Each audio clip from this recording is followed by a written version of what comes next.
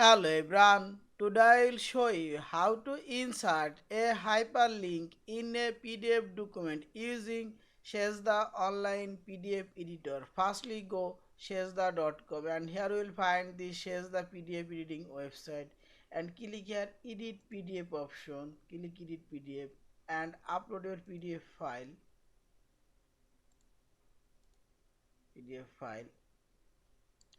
and click here this link option and drag your hyperlink area. I will insert this area hyperlink and type here your link URL.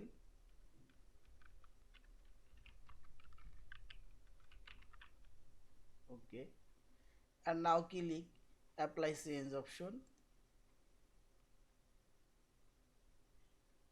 and download your file. I already downloaded and open and click. Now check this link is work. Again check.